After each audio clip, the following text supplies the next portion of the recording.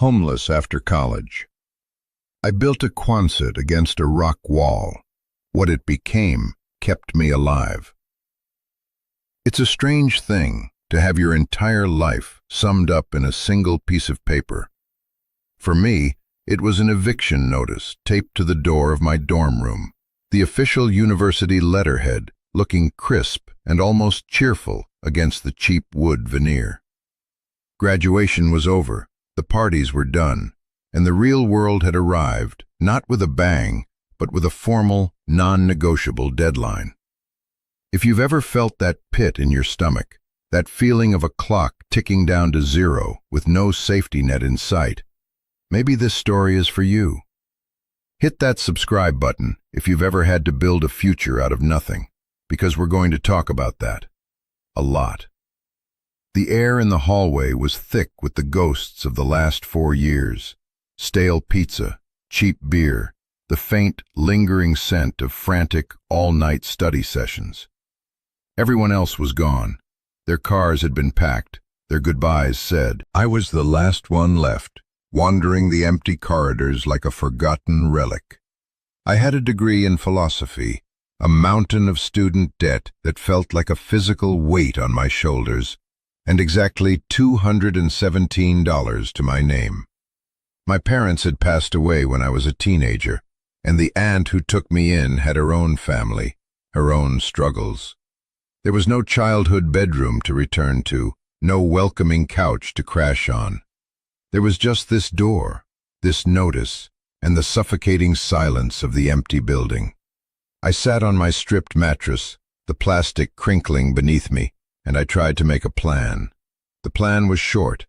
It consisted of selling my textbooks for a fraction of what I paid, maybe getting another $50. After that, it was a question mark the size of the sky. I scrolled through job listings on my phone, the screen a cruel blue light in the dim room. Entry-level position, requires 3 to 5 years of experience. It was a joke I was no longer in the mood for. I had applied for over 100 jobs in the last 3 months. I'd gotten 2 interviews and 0 offers. The world, it seemed, was not in desperate need of a newly minted philosopher. I felt a familiar cold dread creeping up my spine. The same one I'd felt standing at my parents' funeral. The same one that whispered to me in the dark when I first moved into my aunt's crowded house. It was the feeling of being fundamentally untethered, a ship without an anchor, drifting toward something sharp and final. That was when the email arrived. It didn't have a flashy subject line, just, "Regarding the estate of Arthur Vance." I almost deleted it. I get spam emails all the time, preying on the desperate. But Arthur Vance, that was my grandfather's name. I hadn't heard it spoken in over a decade. He was a ghost, a myth in our family. My mother's father. The story I'd always been told was simple and sad. He'd walked out on my grandmother and my mom when my mom was just a little girl. He sent a few postcards from somewhere out west, then nothing. A black hole in our family tree. I clicked it open. The email was from a law firm in a town I'd never heard of, Stone Creek, Colorado. It was brief, formal, and utterly baffling. It stated that my grandfather, Arthur, had passed away 3 months prior. It said that as his last known living descendant, I was the sole heir to his estate.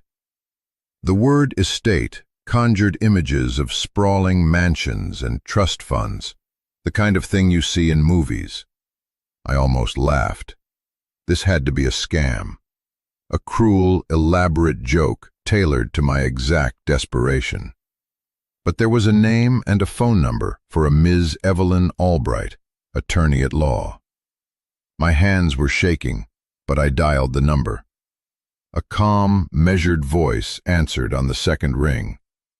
"Albright Law." I explained who I was, my voice cracking. Ms. Albright didn't sound surprised. "Ah, Mr. Vance. Leo, is it? I've been trying to reach you. The university records were a bit outdated. Her voice was professional, but not unkind. It was the voice of someone who delivered life-altering news on a regular basis. I'm sorry to be the one to inform you of your grandfather's passing. I didn't know him, I stammered. I thought he was gone, a long time ago. There was a pause. I see, she said, and in those two words, I felt a flicker of something, not pity, but understanding. Well, his affairs were not complex. He didn't have much in the way of liquid assets. In fact, he had almost nothing. But he did own a piece of property, 5 acres just outside of town. It's yours now, free and clear. The deed has been transferred. 5 acres. The words hung in the air. It wasn't a mansion, it wasn't a trust fund, but it was something. It was land, it was a place. What kind of property? I asked, my heart starting to pound a frantic rhythm against my ribs. Is there a house? There was, she said, her tone careful. A small cabin. I'm told it burned down about 20 years ago. The land itself is, well, it's quite rugged. Mostly rock and scrub pine. It's bordered on one side by a significant granite cliff face.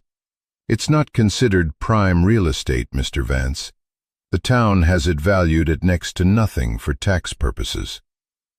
Burned down. Rugged. Next to nothing. The hope that had flared in my chest sputtered, but it didn't die out completely. It was still a place. It was mine. There is one other thing, she added. A complication. Of course there was. A development corporation, High Ridge Ventures, has been acquiring land in that area for years. They intend to build a luxury resort. Your grandfather's parcel is the last private holding on that entire mountain. They've made offers for years. He always refused. They have a standing offer of $20,000 for the deed. $20,000. The number was so large it seemed fake. It was a fortune. It was the answer to every single one of my problems. It was a security deposit on an apartment, a used car, food for a year.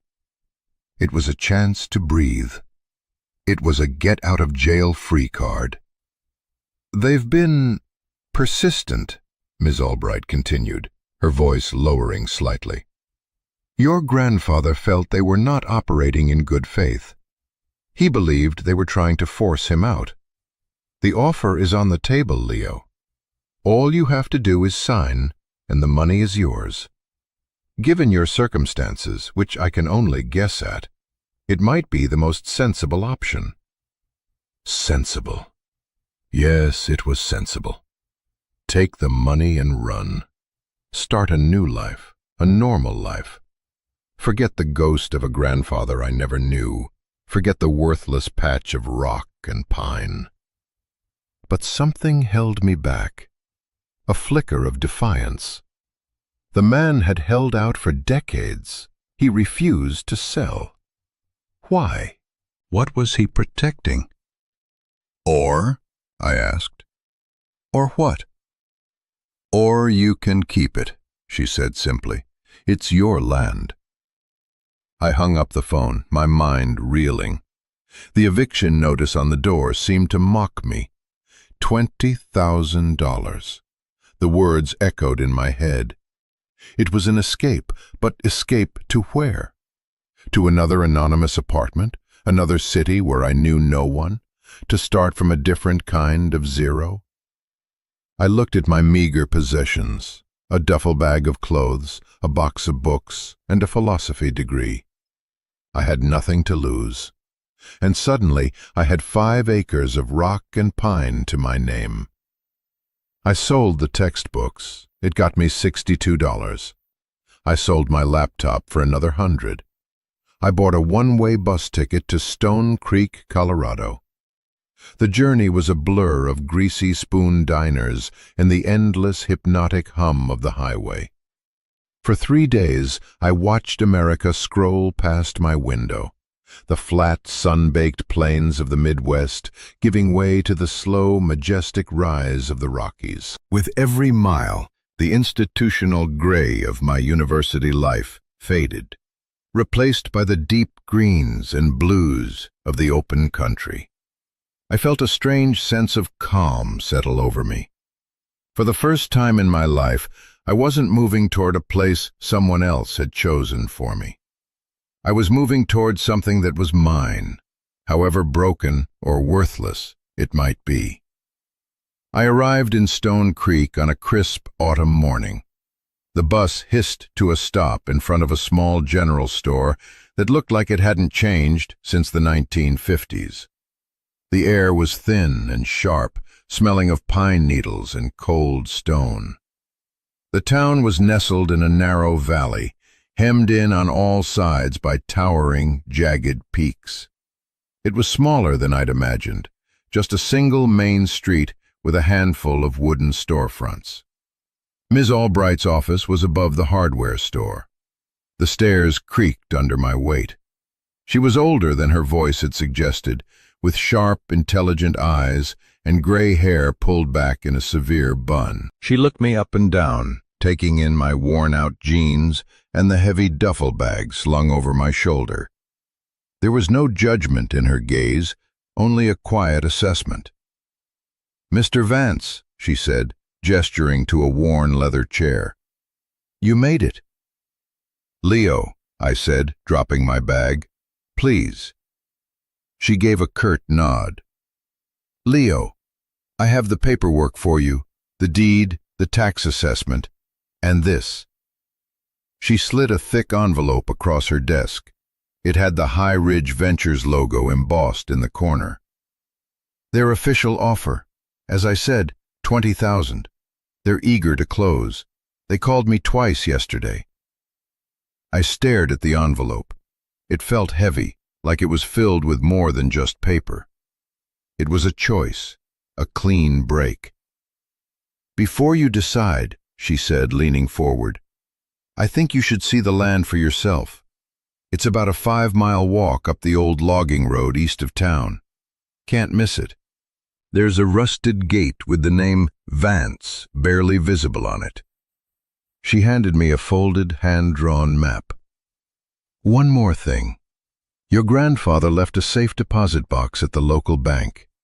The key was with his personal effects. The contents are legally yours." She passed a small, tarnished brass key across the desk. "I don't know what's in it. He was a very private man." A key, a map, a choice. My life had suddenly become a collection of mysterious objects. I thanked her, my voice hoarse. I told her I would see the land before I made any decisions. She just nodded again, a flicker of something unreadable in her eyes. Respect, maybe. Or perhaps she just thought I was a fool. The walk out of town was steep. The pavement gave way to gravel, and the gravel gave way to a deeply rutted dirt road that climbed steadily into the mountains. The sun was warm on my back, but the air held the promise of a coming winter. The higher I climbed, the more the world opened up. The valley below became a green and brown patchwork, and the sky seemed vast and impossibly blue. I felt small, insignificant, but in a good way. The world was huge, and my problems, which had felt all-encompassing in that dorm room, seemed to shrink with every step. After an hour of walking, I saw it. A rusted, leaning gate, half swallowed by overgrown bushes. A faded, peeling piece of wood was wired to it. I had to get close to read the faint, hand-painted letters. V-A-N-C-E. I pushed the gate. It shrieked in protest, but swung open. I stepped through, and for the first time, I was standing on my own land. Ms. Albright hadn't been exaggerating. It was rugged. The ground was a chaotic jumble of stone and thorny undergrowth, dotted with hardy, wind-stunted pine trees that clung to the earth with grim determination. The property sloped steeply upwards, culminating in a sheer, monumental wall of granite that soared hundreds of feet into the sky. It dominated everything, a silent, gray giant watching over the land. It was beautiful, and it was terrifying. I scrambled up the incline, my hands grabbing at roots and rocks for purchase. Near the base of the massive cliff, I found what I was looking for: the ruins of the cabin. It wasn't much, a blackened stone foundation choked with weeds. A few charred timbers lying in a heap, slowly rotting back into the earth. This was where he had lived. This was the home that had burned. I stood in the center of the foundation, trying to imagine it. A man living alone up here, for decades. Why? I walked the perimeter of the 5 acres, a slow, methodical circuit. The land was useless for farming, impossible for conventional building. On 3 sides, it bordered other undeveloped woods, presumably now owned by High Ridge Ventures. But the 4th side, the northern edge, was the cliff, the rock wall.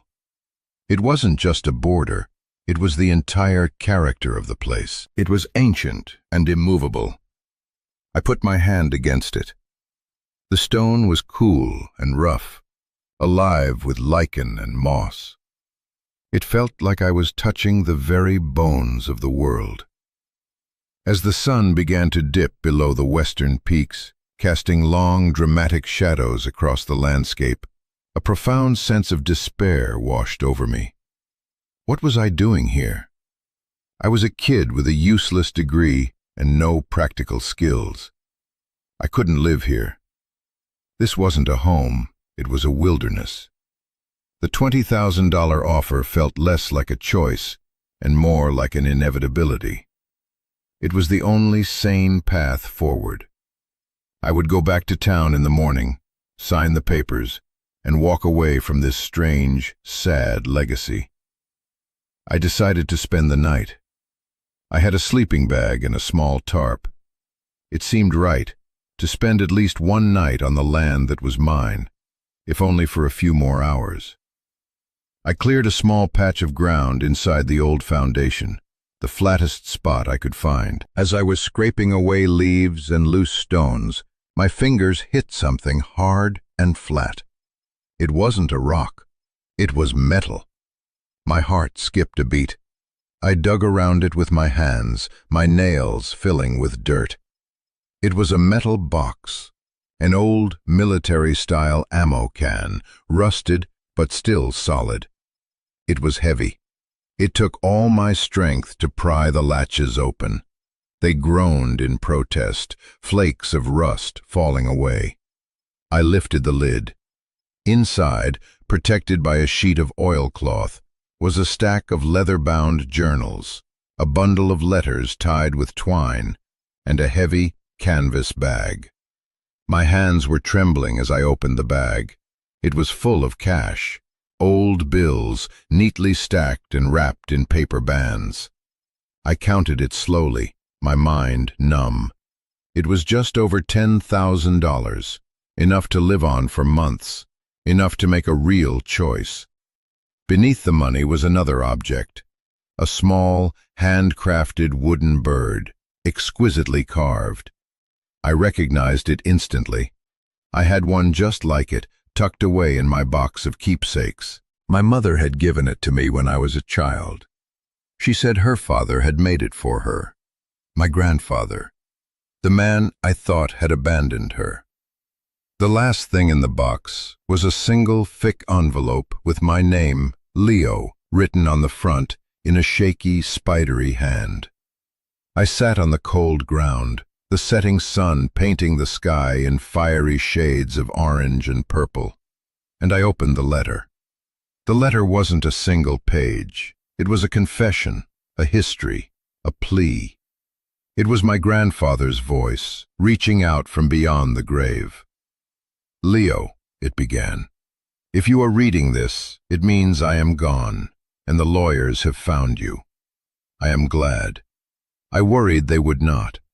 I worried this place and this story would die with me. I hope you will forgive an old man for the silence. It was a silence born not of indifference, but of a long and difficult fight." My hands shook as I read on. He explained everything. He hadn't abandoned his family. He'd left to find work in the mines out west, always sending money home. But there was an accident, a cave-in. He was badly injured, and the mining company, a predecessor to High Ridge Ventures, refused to pay. They blacklisted him. Broke and ashamed, unable to provide for his wife and child, he'd retreated into himself. He bought this small plot of land with his last few dollars, intending to build a home and send for them once he was on his feet. "But the world has a way of kicking a man when he's down," he wrote. "The company followed me. They wanted this land, not for what it was, but for what it was attached to. The water rights, the mineral rights hidden deep within that rock wall. They saw a future of luxury and profit, and I was just a stubborn old fool standing in their way. The cabin fire hadn't been an accident. It was arson. He'd barely escaped with his life. After that, he knew he couldn't bring his family here. It wasn't safe. He cut ties to protect them, watching from a distance as my mother grew up, got married, had me. He lived for years in a small trailer in town, working odd jobs, saving every penny, using his meager resources to file legal challenges, to create a paper trail of resistance against the developers. He became a ghost in his own life, all to keep this one small piece of the world from being swallowed by greed. "This land is not valuable in the way they think," the letter continued. "Its true value is not in the minerals or the water. Its value is that it is still wild, that it has not been tamed or sold. It is a place to stand your ground. I have held it for you, Leo. I couldn't give your mother the life she deserved, and I couldn't be the grandfather you deserved. All I have to give you is this rock, this dirt, and a choice." I had to stop reading. Tears were streaming down my face, hot against my cold skin. I cried for the grandfather I'd never known. I cried for the mother who had died, believing her father had abandoned her. I cried for the years of lonely struggle this man had endured, all for a principle. All for me. The $20,000 offer from High Ridge Ventures now felt like an insult. It was blood money. It was the price of his entire life's sacrifice. The letter concluded with a final, heartbreaking paragraph. "The money in the box is what I saved. It is not much, but it might be enough to give you a start. You can take it, and their money, and go build a life for yourself. There is no shame in that. You owe me nothing. But if you have even a sliver of my stubbornness in you, you can use it to stay, to make a stand. The choice is yours. It has always been yours. Your loving grandfather, Arthur."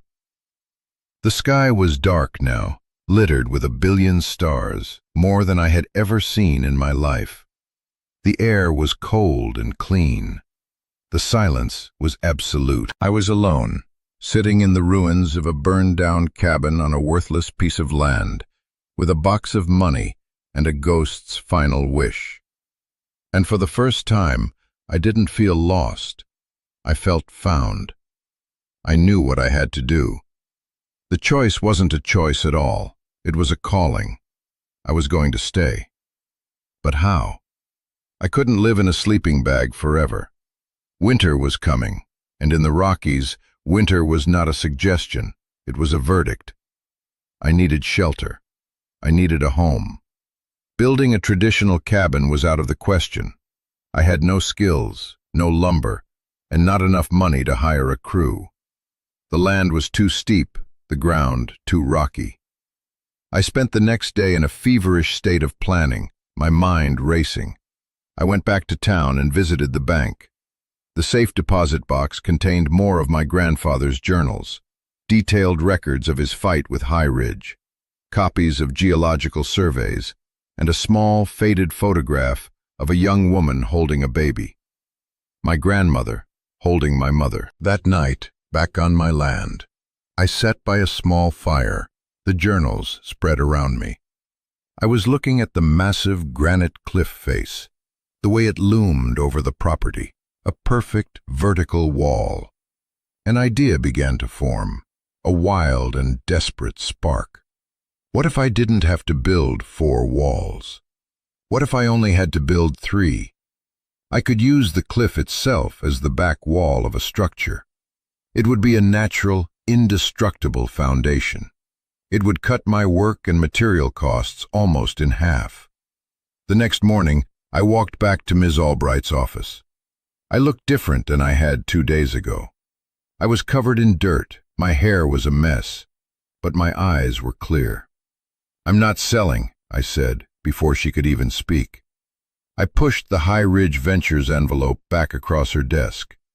She looked at me, then at the envelope, and a slow, genuine smile spread across her face. "I had a feeling you might say that," she said. "So, what's your plan, Leo? High Ridge won't give up. They'll wait you out. They'll assume you'll fold when the first snow falls." "I'm going to build a house," I said. She raised an eyebrow. "A house?" "Leo, a building permit for a new residence in this county is a nightmare of paperwork and inspections. It takes months, sometimes years. You don't have that kind of time." "It's not exactly a house," I said, pulling out a piece of paper on which I'd sketched a rough design. "It's a Quonset hut." She stared at my drawing. A Quonset hut. Those semicircular corrugated steel buildings, like a giant tin can cut in half. They were developed for the military, designed to be cheap, durable, and assembled quickly by unskilled labor. "I'll order a kit," I explained, my voice gaining confidence. "I can anchor it to a concrete slab and build it right up against the rock wall. The cliff will be the back of the house. It's technically an agricultural or storage structure. The permit process is faster, cheaper. It's a loophole." Ms. Albright looked at my sketch, then back at me. She was quiet for a long time. I could see the gears turning in her mind, the lawyerly part of her brain assessing risks and probabilities. "It's audacious," she said finally. "It's borderline insane. The county inspector will have a fit." She paused, tapping a pen on her desk. "But it's not illegal, and it just might work." That was all I needed to hear. The next few weeks were a blur of frantic activity. I used a portion of my grandfather's money to order the Quonset hut kit. It was a huge gamble. It took almost everything I had left. While I waited for it to be delivered, I started the real work. I had to clear and level a patch of ground at the base of the cliff. The site was on a slope, covered in rocks and roots. I had a shovel, a pickaxe, and a wheelbarrow I'd bought at the town hardware store. That was it.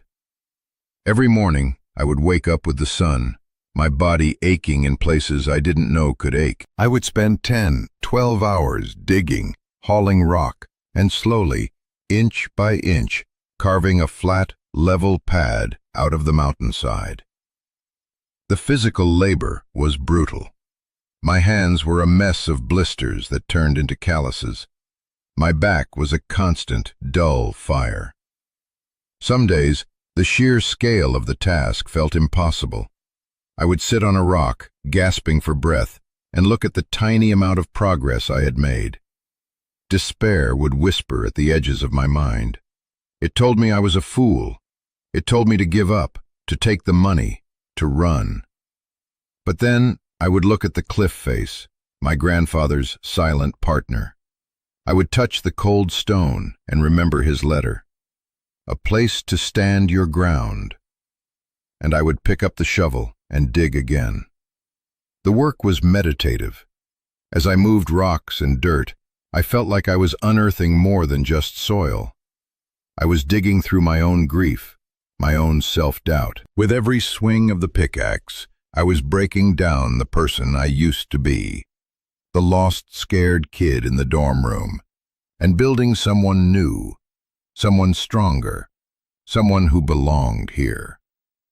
The locals in Stone Creek started to notice me. I'd go into the general store for supplies, covered in grime, and the owner, a gruff man named Bill, would give me a long, searching look. At first, they were suspicious. I was an outsider, another city kid playing at being a mountain man. But as the days turned into weeks, their suspicion turned into a kind of grudging respect. They saw my beat-up truck, loaded with bags of concrete mix. They saw the raw state of my hands when I paid for my groceries. One afternoon, as I was struggling to load a stack of lumber, Bill came out from behind the counter. He was a big man, with a belly that strained the buttons of his flannel shirt. "You're Arthur's grandson, aren't you?" he asked. His voice was a low rumble. I nodded, catching my breath. "Heard you're building something up on that rock pile. Refused to sell." "That's the plan," I said. He grunted. "Arthur was a stubborn old goat, but he was one of us." He grabbed the end of the lumber and helped me lift it onto the truck. "You need a hand with anything, you ask. Don't be proud." It was a small gesture, but it felt monumental. It was the first crack in the wall of my isolation. I wasn't just a stranger anymore. I was Arthur's grandson. This is a good time to pause. If you've ever felt like an outsider, and then someone offered you a small kindness that changed everything, let me know in the comments. This community is for people who understand that sometimes the smallest gesture of support can feel like a lifeline. Your stories matter. I want to read them. And if this is hitting home, make sure you're subscribed, because the hardest part of the build was still to come. Now, let's get back to the story. The Quonset hut kit arrived on a massive flatbed truck that could barely make the turns on the logging road. The driver, a guy with a cynical smirk, looked at the steep, muddy track leading to my building site and laughed. "You want this up there?" he asked, hooking a thumb toward the cliff. "Good luck." He dropped the entire pallet of curved steel panels and bundled struts at the gate. It was up to me to get it the final quarter-mile up the mountain. For 2 days, I hauled every single piece, one by one, in my wheelbarrow. Each panel was heavy and awkward. The work was soul-crushing. On the evening of the second day, as I was hauling the very last panel, my body screaming in protest, I saw headlights at the gate. It was Bill from the general store, and with him were 2 other men I recognized from town. They weren't smiling. They just got out of the truck, looked at the pile of steel, looked at me, and started picking up panels. No one said a word for almost an hour. We just worked, a silent team, moving the mountain of metal from the gate to the building site. When we were done, Bill clapped me on the shoulder, his hand like a slab of granite. "Concrete gets poured Saturday," he said. It wasn't a question. "I'll bring the mixer. You have the forms ready." And then they were gone. I stood there in the twilight, surrounded by the components of my future home, and I felt a warmth spread through my chest that had nothing to do with the physical exertion. It was community. It was the beginning of belonging. Building the forms for the concrete slab was a lesson in geometry I'd never learned in a classroom. I had to get it perfectly level, perfectly square. I spent hours with a tape measure, a level, and string, my brain aching as much as my back. On Saturday, as promised, Bill arrived with a portable cement mixer rattling in the bed of his truck. The other two men, a carpenter named Sal and a rancher named Dave, were with him. For the entire day, we mixed and poured concrete, shoveling and smoothing it under the hot sun. They showed me how to screed the surface, how to finish it with a trowel. They worked with an easy, practiced efficiency, ribbing me for my clumsiness, but always correcting me gently. "You're thinking too much, kid," Sal said, taking the trowel from my hand. "Feel it. The concrete will tell you what it needs." By the end of the day, we had a perfect 30 by 40-foot slab of concrete curing at the base of the rock wall. It was the foundation of my house, but it felt like more than that. It was a testament to unexpected kindness. As they were packing up, I tried to thank them, fumbling for words. Bill just waved a dismissive hand. "Arthur would have done the same," he said. "High Ridge has been bullying this valley for too long. It's about time someone pushed back." The next phase was assembling the arches. This was the part I'd been dreading. According to the manual, it was a two-man job. I was one man. I spent a frustrating day trying to bolt the curved panels together, wrestling with the heavy, floppy steel. It was impossible. The arch would collapse under its own weight before I could get it secured. I was sitting in the dirt, defeated, when Sal's truck appeared on the road. He didn't say anything. He just got out, grabbed a wrench, and said, "Let's get to work." For the next week, he showed up every single day after he finished his own jobs. We developed a rhythm, a non-verbal communication of grunts and nods. We'd assemble an arch on the ground, then, with ropes and sheer muscle, we would walk it upright and bolt it to the anchors I'd set in the concrete. One by one, the silver ribs of my house rose against the gray granite of the cliff. It began to take shape, looking like the skeleton of some great metallic beast. With the arches in place, we started attaching the side panels. The structure grew, enclosed itself. The final step was building the two end walls. The kit came with steel end walls, but I wanted something different. I wanted windows. I wanted a door. I used the last of my grandfather's money to buy lumber and prefabricated windows. Sal, the carpenter, took over. He framed the front wall with an expert speed, showing me how to measure, cut, and nail. He taught me how to frame a window opening, how to hang a door. We used translucent polycarbonate panels for the upper half of the front wall, letting in a flood of natural light. When we were done, it was no longer just a metal shed. The wooden front, with its door and its windows, gave it a face. It had a personality. It looked like a home. The day we finished, Sal and I stood back and looked at it. The silver curve of the roof flowed directly into the massive, ancient rock face behind it. The warm wood of the front wall contrasted with the cold steel of the arches. It was strange, and it was beautiful. It looked like it had grown there. "Well, kid," Sal said, wiping his hands on his jeans, "you did it." I had. I had a home. It was an empty shell, with a concrete floor and no plumbing or electricity, but it was mine. I had built it with my own two hands, and with the help of men who owed me nothing. That winter was the hardest and most beautiful of my life. I moved in with my sleeping bag, a camp stove, and a few lanterns. I bought a small wood-burning stove and installed it myself, the pipe running up and out through the steel wall. That stove became the heart of my home. I spent my days cutting firewood and my nights reading my grandfather's journals by the flickering light of the flames. The cold was a constant presence. Snow piled up in deep drifts outside. The wind howled, a lonely sound against the metal roof. But inside, I was warm. I was safe. The Quonset was more than just a shelter. It became my sanctuary. The rear wall, the cliff face itself, was the most incredible feature.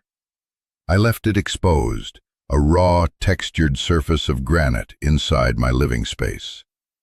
In the morning, the light from the front windows would catch the crystals in the rock, making it sparkle. It was like living inside a geode. I was living in the embrace of the mountain. I learned the rhythms of the wilderness. I learned to identify the tracks of deer and foxes in the snow. I learned the language of the wind, the different sounds it made as it moved through the pines. The solitude didn't feel like loneliness. It felt like peace. I had a purpose. My purpose was to survive, to endure, to honor the legacy that had been left to me. Ms. Albright called me once a month. "Just checking in," she'd say. "High Ridge has been quiet, too quiet.